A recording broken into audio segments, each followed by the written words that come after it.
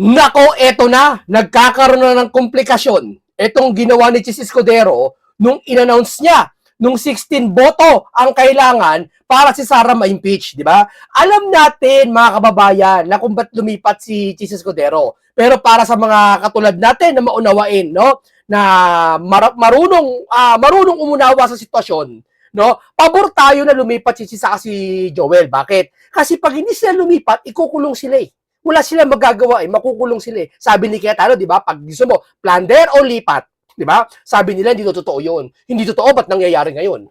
Ano to, coincidence na naman. Sasabihin nyo naman, coincidence lang yan, munting kaalaman. Hindi coincidence na nangyayari ngayon. Hindi kami pinanganak kanina lang. Ha? Wag nyo kaming gawing eng-eng, ha? Kasi ang isang bagay na paulit-ulit na nangyayari na talagang gusto nila paniwalain tayo, pag lagi nilang ginagawa yon, akala ng mga tao totoo yun. Ha? Pero pag may mga taong malakas mag-isip, malalim mag-isip, ha? Hindi yung paniniwalaan yung mga ganyang style. Imagine na lumipat na wala yung kaso, na absuelto. Si Joel asa na, hinug na wala na. No? Lumipat kasi. Pero ngayon, nagkamali sila. Pagdating ni Chis sa kabila, yun, boom, sinabi, 60 na boto ang kailangan bago ma-impeach si Sara. Aba, mga galit sa'yo, taas niyan. O anong gagawin sa kanya ng taas? Anong gagawin sa kanya? Ha? Ito, obvious naman. Sino presiding officer ngayon? Sino? Si Chis. Dalawa sila doon sa taas. Meron ba gano'n? Dalawa sa taas? Hindi po pwede. Pag ang presidente ini-impeach, pwedeng dalawa sila doon. No? Pero ang ini-impeach ngayon, vice president, dapat isa lang. Tamo, si Gatchalian, nagmumukhang ano doon? Eng-eng doon. Pansin nyo? Sino presiding officer? Si Chis. Bakit hindi nilang gawin tong SP? Bakit si Gatchalian pa? Kasi si Gatchalian masunurin. Ito kasi iniisip nila baka mag-traitor to. Ibig sabihin, kaya nila pinapalipat to, wala silang pakialam. Natatakot lang to siguro. Hindi, pabor din sa akin to para hindi makulong si Chis. Kasi kung talagang layunin nito, kakampi to. Hindi kakampi ng DDS, kakampi sa katiwalian, dun sa nangyayaring flood control issue katulad ni Senator Marcoleta. Kakampi niya si Senator Marcoleta. Iba kasi yung kakampi mo yung DDS. Iba yung kakampi mo yung Senator Marcoleta. Magkaiba yun. Pag DDS kakampi mo, medyo may pagkabayas niya naman. Kasi alam nyo naman, may mga ilang din na mga nagkukunwa rin DDS na sinasabi nila, ito, mali din naman yon. Si Marcoleta kasi, bagaman hindi siya DDS at hindi siya PDP laban na, pero may utang na loob siya kay Tatay Digong kasi inendorso siya, pati ni Sara, di ba? Malaki, kumbaga hindi lang sa utang na loob, yung pakisama lang ba, di ba? Kaya kasama na yung mga yung pagsakampanya, kasama niya, hindi niya magawang kalaban yung mga Duterte. O baka sabihin niyo, bakit hindi niya magawang kalaban? Kayo naman, ba't di niyo magawa? Kayo, yung si Pinky, saka si One Bull, ba't di niyo magawa kalaban yung kakampi niyo? Kasi kaalyansa nyo si Junior. Tama, di ba? Yung eleksyon, natandaan nyo, Alyansa Pilipinas. Bagong Pilipinas. Tinaas pa ni Junior nung kamay nyo. Iboto niya si Pinky! Iboto niya si One Bull! Di ba? So, ibig sabihin, ganun din kay Marcoleta. Kung naranasan nyo yun kay Junior, ganun din kay Marcoleta sa mga Duterte. No? Ano ibig kong sabihin? Magkaiba yung kakampihan ni Chis na Duterte kay Marcoleta. Si Chis, kakampi ni Marcoleta sa katiwalian tungkol do sa flood control issue. Ano sabi ni Chis na tatandaan nyo? Ano sabi niya? Hindi ako takot kay Martin Romualdez. Mabigat yun. Si Martin Romualdez ang kapasimuno lahat ng kaguluhan dito. Tama, mali. Ha? Ano sinabi ni Marcoleta? Ako rin, hindi ako natatakot kay Martin Romualdez. Ayan na. Naglabasan na yung mga kaso. So, ibig sabihin, dito sa sitwasyong ito, marami naghihinala na ito ay patibong ni Senator Marcoleta. Hindi man kasi bakit si Senator Marcoleta? Kasi si Senator Marcoleta kaya gusto nila makulong kasi hindi nila kaya utak. Tapos si Pinky hindi kaya argumento. Sinisiraan niya nga si Marcoleta. Hinahamon siya na interpellate sa Senado, official debate, hindi siya pumapalag. Ayaw niya, di ba? Ano sabi niya? Hindi na, okay na. Hindi na ako nakipagtalo. Biruin mo, nasa batas makipag-interpellate ka para mapag-usapan yung isang sitwasyon. Ayaw mo? Ibig sabihin, wala kang panama kay Senator Marcoleta. Ano ibig sabihin? Si Senator Marcoleta matalino sa lahat ng senador. Tatandaan niyo yan. Lahat ng kaya niyang hulihin, gagawin niya. Nga lang, talagang kinakasuhan siya, lahat punteriya siya. Pati mga trolls, isang building sa Makati, puro trolls. Si Senator Marcoleta, pati INC ang punteriya nila. No? So, ano ibig ko sabihin? Sa lahat ng ito, ano ibig ko sabihin? Si Chis Escudero maaring nalilito na sila. May mga nag-iisip na baka daw kakampi ni Marcoleta to sa loob, lumipat lang kunwari. Tapos pagdating ngayon, magka-traidor. Nakakakamba ngayon, nakakapangamba ngayon, Nung si Cheese etong nagsalita ng 16 votes dahil para ma-impeach si Sara, nag-iba na naman hugis nila. Baka naman buhayin yung kaso ni Cheese Escudero. Kita nyo kung paano paglaruan yung isang tao. Diba? Paano controlling sa leeg hawakan nila. Ha? Palipatin, walang kaso. Tapos pag lumipat, nagsalita ulit, kakasuhan ulit. Anong klase yan? Di ba? Kita nyo? Ganyan ba? Pandidiktador na yan. Oo. Para lang mapagtakpan yung kasamaan na ginawa. Di ba? Hindi. Ayoko sabihin nilang ginagawa nila yon. Ayoko sabihin. Hindi naman nila aaminin yun na ginagawa namin yan. Hindi naman nila aaminin yun. Nakikita natin mga kababayan. Huwag kayong magbulag-bulagan. Sige. Pag ito, pinagdiinan ni Cheese Escudero, maniwala kayo after 1 week, 2 weeks, kakasuhan ulit ito. Kakasuhan ulit ito. Pero pag pumayag siya na gumawa siya ng paraan bilang presiding officer now, hindi kailangan ng 16 votes, kailangan na lang ng 13 kasi si Jinggoy suspendido na sa pagiging Senado, pustahan tayo. Mapipilitan na naman to, wag lang makulong. Di ba? Yan ang hirap, di ba? Kailan kaya matatapos tong yung talagang pananakot nila para lang di ba? Pero don't worry. Isa na nagre-resign sa kanila. yung Ted, nag-resign na. Sabi may problema daw sa health yata, hindi ko alam kung totoo yun. Ako hindi ako naniniwala eh. Lahat na mag-resign, lahat na lang may problema sa sa health, kaya siya nag-resign. Alam mo, pag isang tungkulin mo, public servant ka, nanumpa ka, hanggat kaya mong ibibigay mo. Yan ang problema sa bansa natin. Nasa DOH ka, halimbawa, Nasa DOH ka, nag-resign ka. Yung papalit dun sa'yo, mangangapa na naman ng bagong trabaho. Imbis na consistent na yung ginagawa nyo, okay na, bagong pakisama, bagong trabaho na naman. Di ba? Paloko-loko yung Pilipinas. Paloko-loko yung nangyayari. Di ba? Kasi, hindi permanent. Yan sabi ko, ba't nag-resign si Ted? Ako, hindi ko alam kung sabi nila may nag-resign daw. Mayroon naman siya sabi, mas lamang, pinag-resign na. Bakit? Isa lang ibig sabihin yan, hindi siya pinag-resign. Baka sawa na, sukang-suka na si Ted sa nangyayari dyan sa loob. At hindi lang yan, napakarami pang iba. Di ba? Tapos, palusot ng mga loyalista, nag-vlog kaagad, no? Yung Pinoy Canada, nag-vlog kaagad, sabi nyo. Hay, salamat, nag-resign na si Ted. Sakit ng ulo ng presidente to. Uy, inunahan nila, no? Lahat na lang ng magre-resign, uunahan nila sasabihin, mag-resign ka na, wala kang kwenta. Tapos si John Vic, pag nag-traitor si John Vic, sasabihin nila, naku, ganyan ka naman talaga eh. Lahat kaaway nila, no? Isipin mo, no? Lahat ng umalis sa administrasyon, gusto nila kaaway nila. Grabe, no? Pansinin nyo, ang mabuti na lang si Bonget? Pustahan tayo.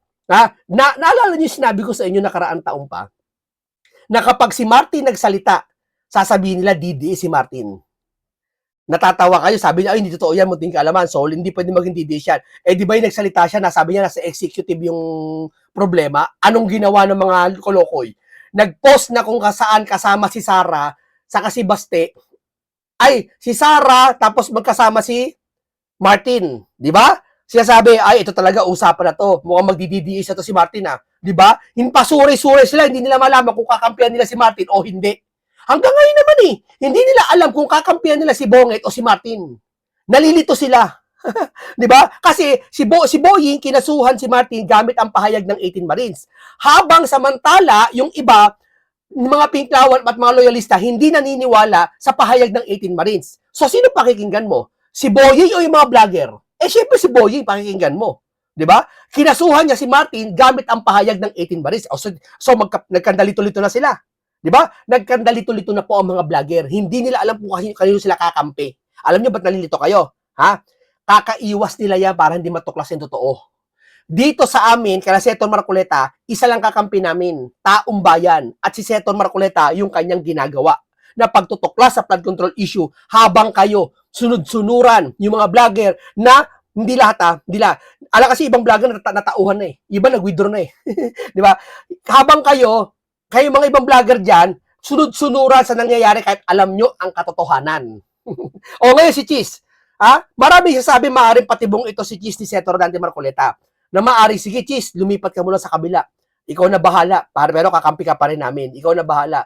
Parang lumilitaw yata, 16 na ang boto ang kailangan.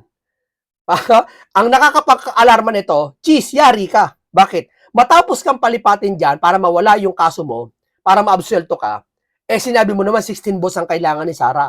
Eh di magagayad sa'yo yung taas niyan, kakasuhan ka ulit, pero abangan namin yan. Pag ikaw kinasuhan ulit, isa lang ibig sabihin talaga, totoo.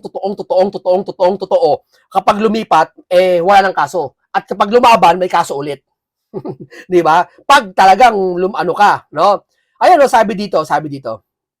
Si Escudero ay kamakailan ay lumipat sa Gatchalian Block ng Senado at ngayon nahalal ng presiding officer sa impeachment trial ni Vice President Sara Duterte ay naharap sa reklamo dahil sa natanggap ni umano ng campaign donation noong 2020 election mula sa isang government contractor. Na lahat naman may campaign donation eh.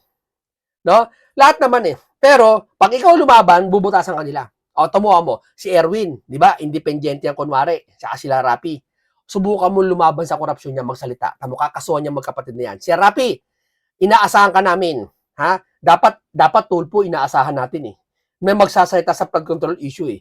Hindi lang kay Sara, hindi lang sa mga mamamayan na naapi, sa mga isda, magsasaka, mga naaping gwardya, mga katulong nangangapi, mga kargador na inaapi. Sir Rapi, hindi ganoon. Dapat po, pati yung flood control na kung saan napakamalawakang dayaan dito, ipagtanggol nyo rin kami. Kaso parang wala kami narinig sa inyo eh. Nakakapagtaka eh. Pati yung mga vlogger, wala kami narinig eh. Alam nyo bakit? Sa mga vlogger, natatakot sila, baka kasuhan sila. Iniisip nila, BBM ako. Pag ako nagsalita na imbestigahan ng flood control issue, yari ako, kakasuhan ako. Sipin mo yan, taga-suporta ka ng BBM, kakasuhan ka ng amo mo. Ganyan kayo kamahal ng mga yan. Kakasuhan kayo kahit kakampi kayo pag binanggit nyo flood control issue na imbestigahan. I-push nyo. Pag vlogger ka, di ka kakasuhan siguro, di ka naman kilala eh. Pero pag halimbawa, mabigat-bigat kang tao, nagsalita ka tungkol sa flood control issue, Kiko Matching. Subukan mo mag-imbestiga, Kiko Matching. Tabob, sa isang linggo may kaso ka na. I-push mo na sabihin mo, kailangan natin imbestigahan ang flood control issue, hindi lang si Sara.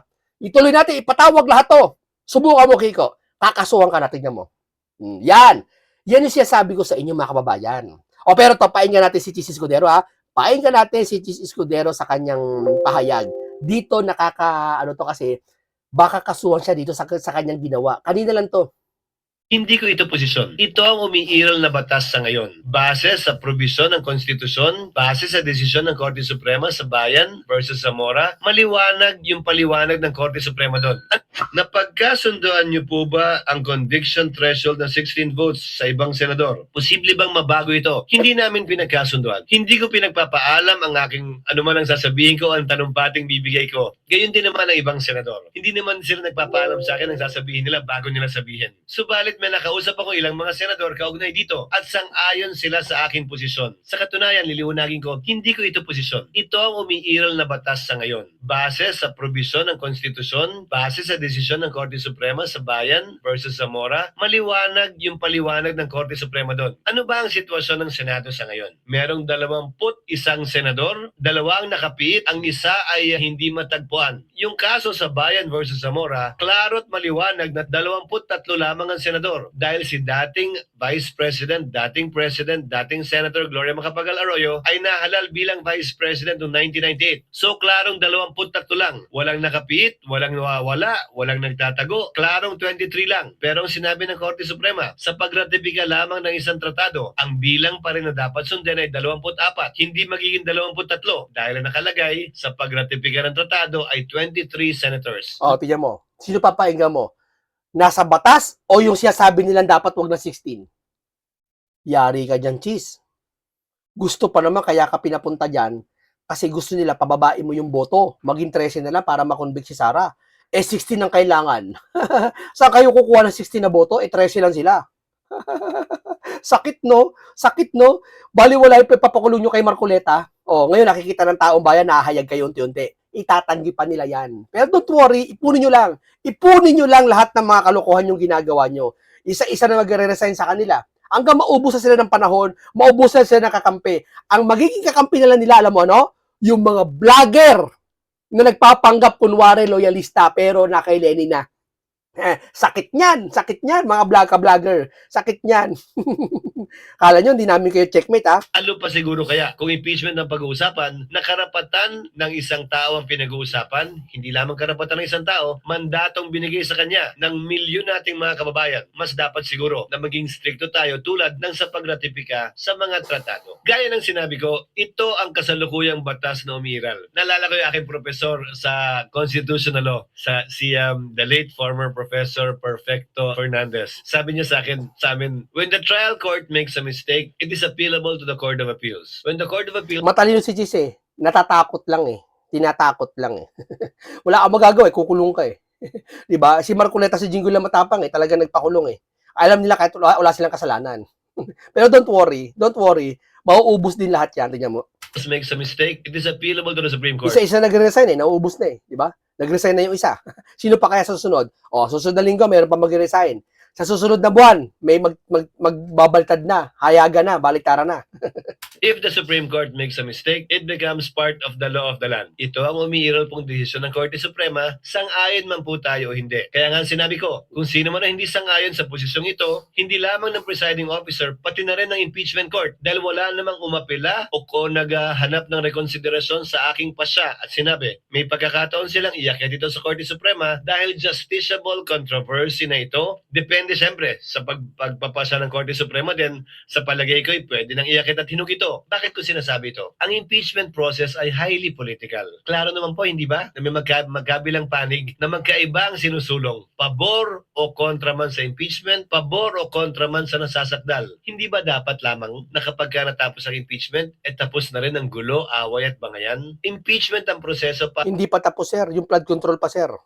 Baka kalimutan mo. na tumuldok dito sa prosesong ito. Ang pangit naman at ang lungkot, kung matapos namin magdesisyon na may 14 o 15 boto, dun pa lamang mag-aaway-away uli, ay convicted, ay acquitted, dahil magkaiba sila ng pananaw. Sana kung sakasakali, mapagpasyahan ito ng Korte Suprema kung may aakyat man sa Korte Suprema, bago pa man magkaroon ng pinal na kapasyahan ng Senado, para hindi na tayo magsimula muli sa pinagsimula natin, na may gulo, may away, at may bangayan. Sana ito impeachment process, sino man ang manalo. Hindi, mali mo yan, sir. Dito, kahit ayaw mo silang awayin, ang gusto lang ng karamihan, lalo na si Senator Marcoleta, hindi nakikipag-away si Senator Marcoleta.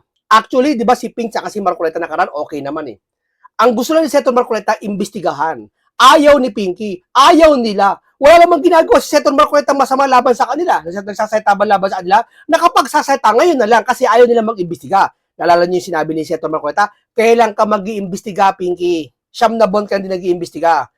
Pinagtulong-tulungan siya, nagayat pa sa kanya yung mga trolls, pati mga vlogger, binakbakan pa siya, binasos pati INC. Di ba? Kita mo yan, para pagtakpan lang yung amo nila. Yung command sa kanila magawa lang, utos sa kanila magawa lang. Di ba? Yan po sila. Sabi ko sa inyo, mga kababayan, magmasid kayo, sumuri kayo sa nangyayari ngayon. Di ba? Sino man na magwagi, maging tuldok na kaugnay sa bangayan, away, hindi pagkakaunawaan at mga akusasyon laban kanino man upang ito'y mapaliwanag, mabigyang linaw at makita. Hindi pa tapos yan. Kung marehas niya si Marcoleta, okay naman, eh. Pinag-initan nila, eh. Tamo, ha?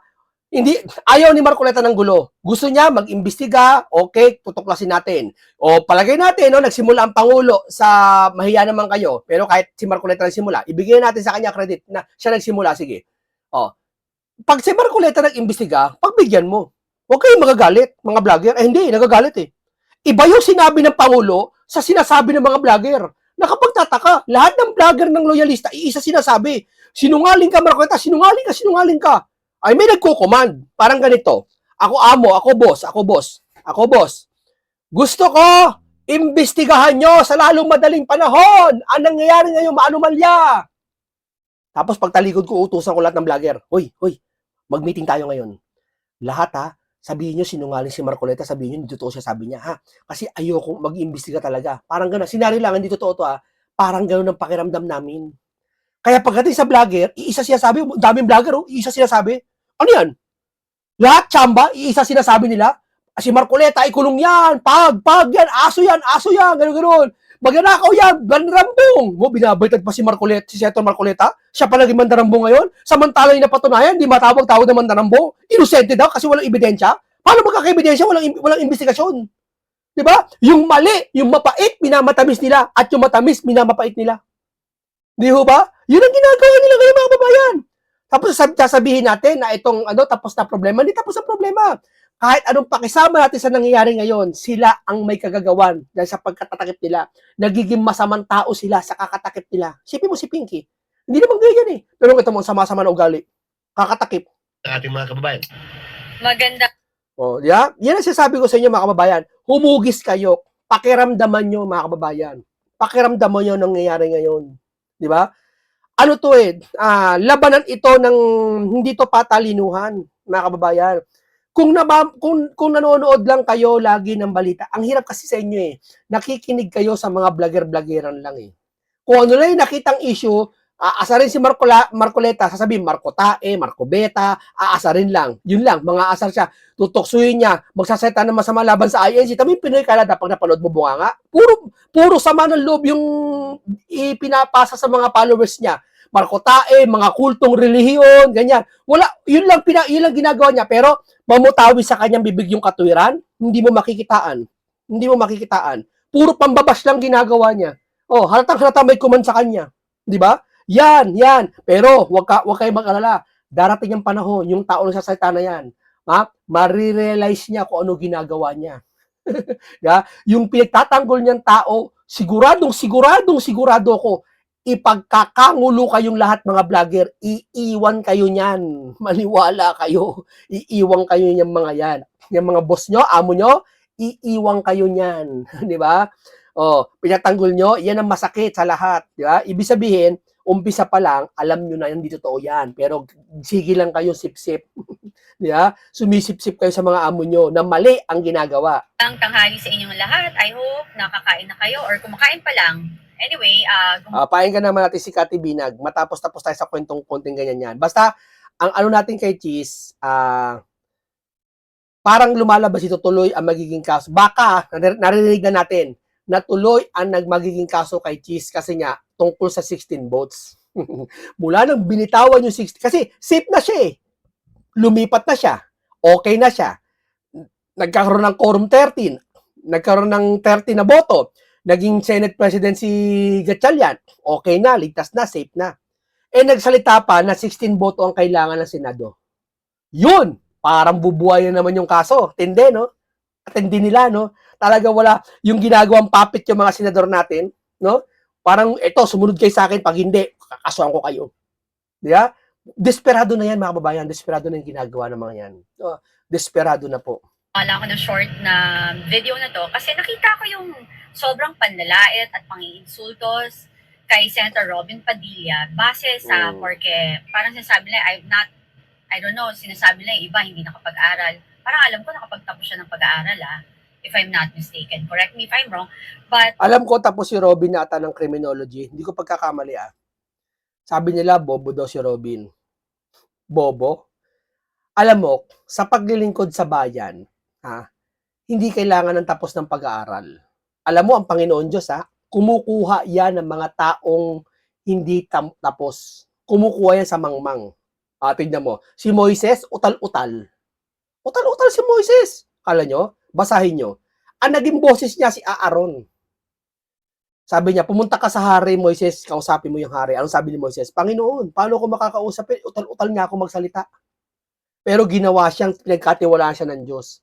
Laging ganyan kumukuha ang Panginoon Diyos sa mababa, hindi sa mayaman, hindi yung mga tapos sa ganyang paaralan, napakatindi ng tinapos. Kadalasan niya, yung mga tinapos na ganyan, hindi makaunawa yeah? Kahit sa Biblia din ang mga mayayaman, no? Ay hindi makakahari ng kaano. Kasi kadalasan pagtapos ka mayayaman yung mga yan, anak mayayaman, anak mga milyonaryo. Di ba? O kaya naman, sabi sa Biblia, ang mga mangmang magpapakatalino at ang mga talino magpapakamangmang. May mga matalinong mangmang, may mga mamamangmang na matatalino. Ang mangmang na matalino si Robin. At sila habang tapos sa mga taas na eskwelahan, mga matatalinong mangmang. Bakit? Isipin mo, tapos ka, ang taas na eskwela mo, sikat yung eskwela mo. Na hindi mo kayang lumugar sa kaya mong iba kasi yung street mga kababayan Iba yung lumaki kasi, ito yung iba nag-rally, sa mataas na eskwelahan, ang yabang na. Nakapagtapos lang, ilan taong ka natutoy? Ako, 23 na ako, halimbawa, 23 na po. Ang yabang, Yung pinagtapos niyang eskwela, nagyabang na siya. Wala, ganito ang demokrasya ng Pilipinas! Ipaglaban! Kadalasan niya, mga pinklawan. Iba dyan. Yayabang. Kakarampot na kaalaman, pinagyabang mo na. Nagtapos ka sa eskwela, na pinag-aral ka ng gobyerno, tapos pinagmalaki mo yung aral mo. Libro by the book. Tapos yung mga eksperyensadong tao, hindi ka naniniwala. Di ba? Parang parang ganito. Siya nag-aral, no? May nakita kasi akong video Yung isa nag-aral lang magpalitada. Gen Z. Mga 23. Nagpalitada siya. Alam niya lahat ng procedure paano magpalitada. Yung palitada niya, hindi dumidikit sa semento. Tumpak! Ginagano niya. Hindi marunong Gen Z palitada Matalino yun Lahat, pati halo ng semento, kalkulado niya. Ilan ang tubig, ilan dapat paghalo. Kailangan kalkulado ka. By the book yung ginamit niyang diskarte sa paghalo ng semento, no? Yung isang mama doon, hindi naman nakapag-aral, pero lumaki sa construction, gamit ang experience, yun, mas magaling doon sa nag-aral. Hindi naman lahat ng pagkakataon mas magaling yung aral kaysa doon sa experience. Pero, pagdating sa ganitong bagay sa paglilingkod sa taong bayan, mas lamang yung eksperyensado at lumaki sa street. Mga street language sa Francisco Moreno. Tamo kahit paano si Manny Pacquiao, daan sa hirap. Si Robin Padilla, tignan mo sila Kiko Matching. Hindi maunawaan yung may hirap. Ang nakakaintindi lang sila.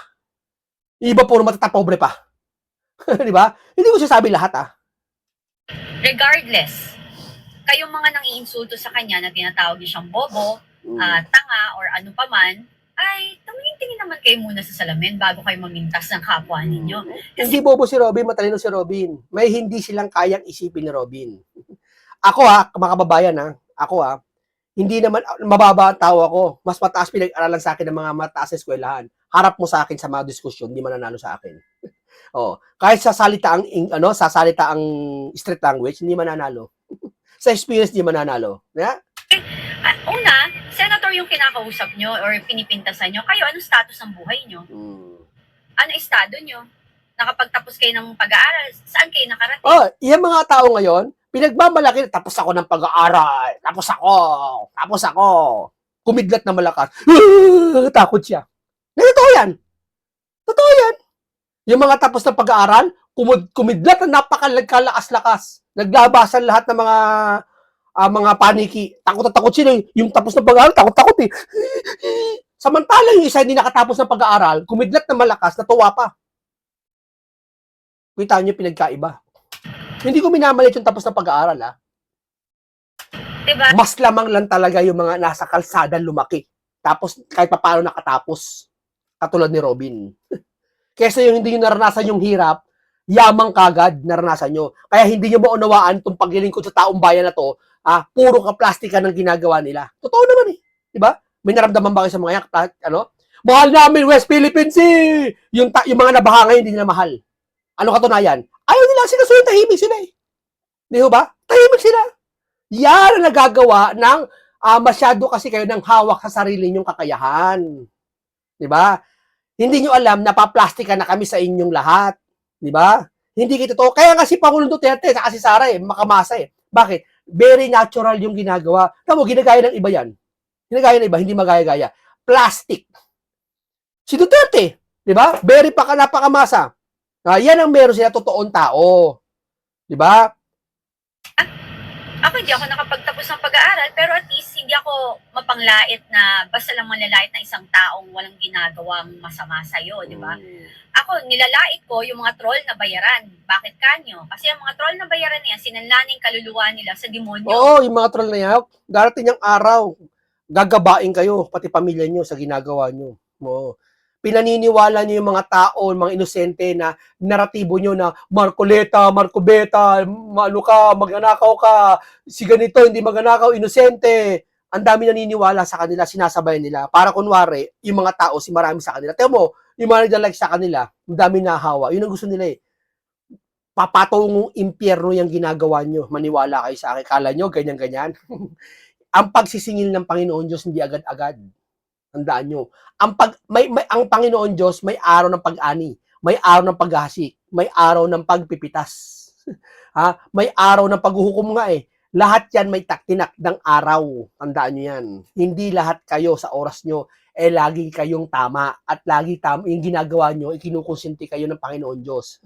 Darating ng araw, magsisisi lahat ng nagtanggol para saktan ang bayan na to at bastusin ang lahat ng religiyon na sa paligid nila. INC, binastos. Kay Kibuloy, binastos. Muslim, binastos. Lahat binastos nila. Bakit kanyo demonyo?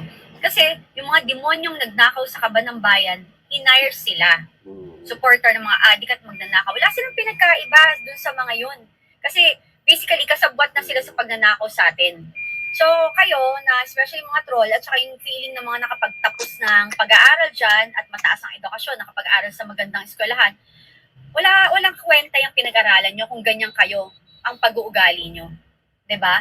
Na feeling nyo, may karapatan kayong lait-laitin siya. Wala kayong karapatan. Tingnan nyo muna kung saan kayo nakatayo, anong estado ng buhay nyo. Wala ba kayong problema sa pamilya nyo? Tingnan nyo muna yung sarili nyong bakuran bago kayo mamintas, ha? Kasi, ang feeling ninyo akala nyo perfect ninyo, di ba? Hate na hate ko yung ganun yung, porke nakapagtapos ka, kunwari, nakapagtapos ka with honors and all. Ako, I have high, Ang daming ganyan. Kadalasan sa mga ganyan, sumisimpat siya sa mga pinklawan Oo, hindi lahat Pero kadalasan ganyan. Oo. Mga disente kuno. high regard naman sa mga ganun. Pero pag maubod ka ng yabang, nawawalan ako ng gana at respeto sa ganun. Na mangiinsulto ka, manlalait ka ng kapwa mo. Sa akin, mas yung feeling mo na matatalino kayo, bobo si Senator Robin Padilla, kayo yung masigit na bobo. Kasi naging bobo kayo kasi kinain na kayo ng sistema ng nakawan sa kaban ng Oo, kinain na talaga sila. Biruin mo never silang nag-topic kahit ka-content nila na panagutin ng flood control issue. Never sila. Ang tinatarget nila Duterte si Pulong. Pag nagbaha, inihintay nila magbaha yung Davao, sabihin nila, Davao yan talaga baha sa Davao. Pero pag nagbaha sa ibang liba sa Maynila, bulag-bulagan sila.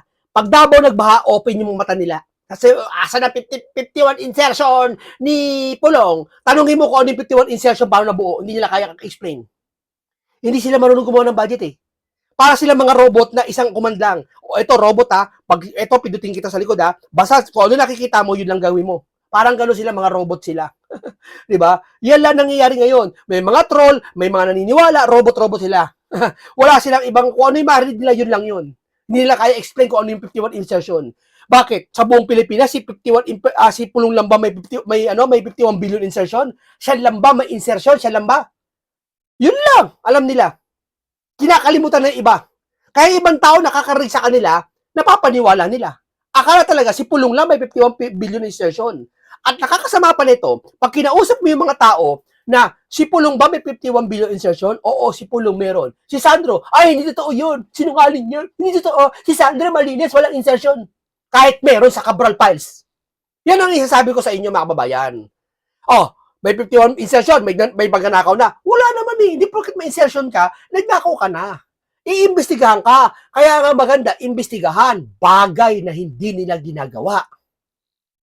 At ng nuknukang kayabangan ninyo. So umayos kayo, okay? Bago kayo mamintas, tumingin muna kayo sa salamin, tumingin kayo sa sarili nyong bakuran kung wala kayong kapintasan. Okay, salamat. Marami sa iyo, Kati Binag. Maraming salamat sa iyo, sa inyo, pati kay kay Senator Dante Marcoleta at kay Chis Escudero. Manindigan kayo sa batas, sa tama. Itong mga to, desperado na, ginagamit na lahat. Lahat ng resources nila, pati mga maleta siguro, ginagamit na nila. No? Pinapaandar na. Isang komentaryong punong-puno ng karunungan at kaalaman na naman ang aking hatid sa inyo. Makabuluhan talakay na naman tong narinig nyo. At maraming masustansya, lesson learned. Ingat lagi kayo. Paalam po sa inyong lahat.